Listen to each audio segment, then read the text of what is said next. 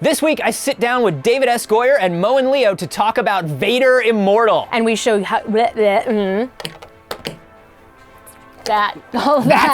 it. We're doing it. Woo.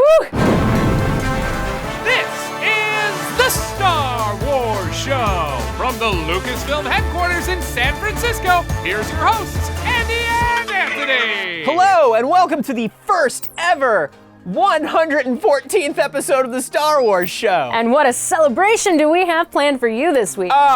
There's gonna be confetti, Ooh. clowns, some big sheet cake. Oh man. None of that's in the episode this week. It's just a normal episode, isn't it? Yeah. Cool. But at least there's news. Just a big sheet cake of news.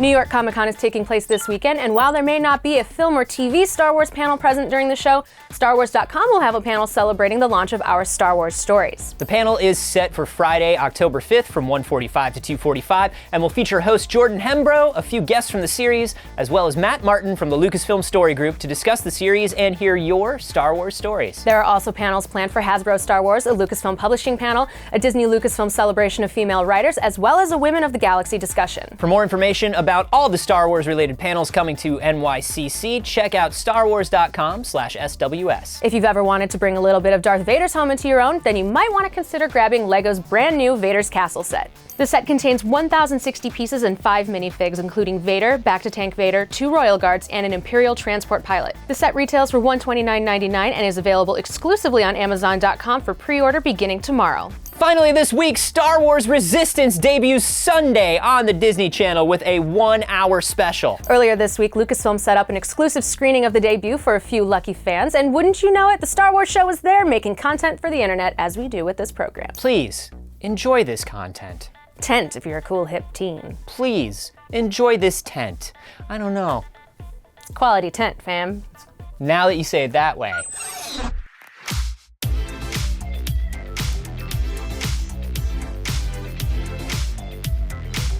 Welcome to Lucasfilm. I am super excited to be able to introduce the first 3 episodes of Star Wars Resistance to everybody in the audience. You've got something special. I see it.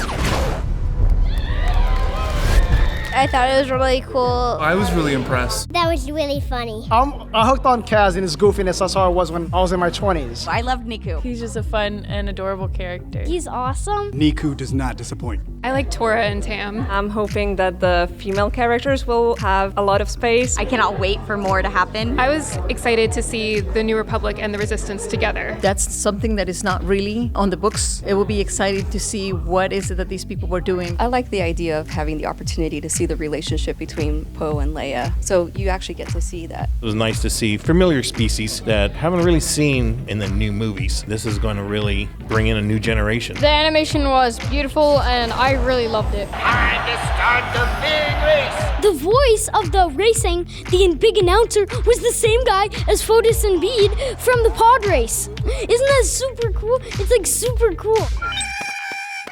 I'm sitting down now with David S. Goyer and Mohen Leo from ILMxLAB. I'm very excited. Y'all announced Vader Immortal last week, but let's take my energy down for a moment. And for anybody who isn't aware yet, what is ILMxLAB? What have y'all been up to? ILMxLAB is Lucasfilm's immersive entertainment division, and that means that we're really trying to create experiences that allow you to step on the other side of the screen, to become part of the stories, to step into the stories that we tell. And so we've done that with virtual reality experiences like Trials on Tatooine, Droid Repair Bay, and Secrets of the Empire, which David also worked on. So you announced last week at Oculus Connect. That was a crazy experience. I mean, as somebody like me who's behind the screen, it's unnerving to step out on a massive stage in front of thousands of people. And it also brought me back to feeling like a kid, being 11 when I stood in line for A New Hope and being able to say to everyone, guess what? We're about to launch this amazing thing with Vader. And for me personally, just to be able to write for Vader, it's just been a dream come true. And what made you want to put this on the Oculus Quest and bring it home? The first time we got to try the prototypes, like all of us were just blown away by how different the experience is when you don't have a cable come out of the back of your head. And what we really wanted to do is tell a story that from the ground up is designed for VR, and that puts you at the center of the experience, where you're the hero of the story effectively. So the ability to move freely, to wield a lightsaber without worrying about being coiled up in a cable. I think all of us, for the moment we put our hands on the Quest, we're like, yeah, this is a great device for this story. You are like intertwined with Vader's castle. You're a VFX supervisor on Rogue One. This is your third bite at the apple. With this castle. What was it like for you to walk around in this thing that you had helped sort of design and realize? It was really cool because when we started talking about this project, that was during the production of Rogue One, and so I was on set of the actual castle, and I would get phone calls from San Francisco going, oh, can you scan this? Can you take photos of this? Because we want to do a VR experience based on this location. And then I basically came over to the VR side of things, and it's really cool to revisit that now. Vader is almost a very limited resource in a way. Are you scared a little bit, like, if we use too much Vader, is there not enough Vader left? We had a lot of conversations about how much one should interact with him, because you don't want to become too familiar with him. You don't want him to feel mundane in any way. And so there's been a lot of push and pull in terms of like, what's the right amount of Vader interaction with you? We did a test where we decided to have Vader walk out and make eye contact with you. And so I can tell you the first time he walked out, and I wrote it, I was involved in it, and I wasn't listening to anything he was saying because I was so intimidated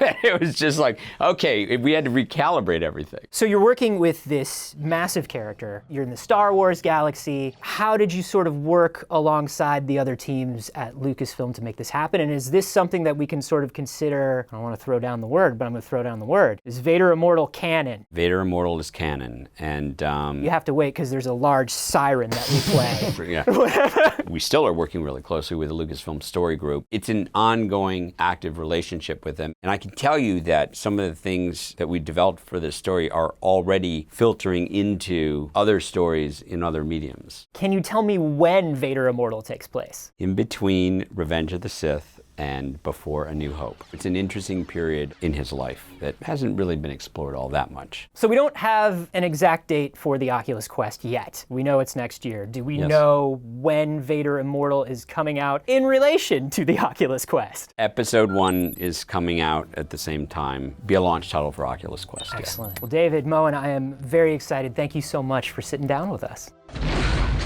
As we talked about earlier, Star Wars Resistance debuts this Sunday, and with it a brand new series of shorts entitled Resistance Rewind and Buckets List, where you'll learn even more behind-the-scenes facts about the episode. That, plus episode guides and more, can be found on StarWars.com after each brand new episode airs. Check them out on Twitter, Facebook, and Instagram beginning Monday, October 8th. And as always, remember to like the video, subscribe to the channel, follow us on Twitter, Facebook, and Instagram, and make sure to get 8 hours of sleep each night. Thanks for watching, and may the Force be with you. I'm not very good at getting 8 hours of sleep every night. I need at least 8, or I can't function. If she doesn't get 12 to 15 hours of sleep, she is a grouch. I'm like a cat. 15 to 18 hours of sleep, otherwise... A minimum of 21 hours of sleep. 21 hours of sleep. Or I just can't function. I think I get an average of 4. I'm just tired all the time. Really? Yeah. Really? Mm-hmm. So this is you tired. You know what it is, family. It's a Victoria sponge of news. It's Parfait Week here at the Star Wars Show. I'll tell you what, I showed up 2 weeks ago, it was Bread Week. Bread Week is tough. Oh, you should see me, 8 hours of sleep. Whew, then I really got energy. Oh my. Yeah.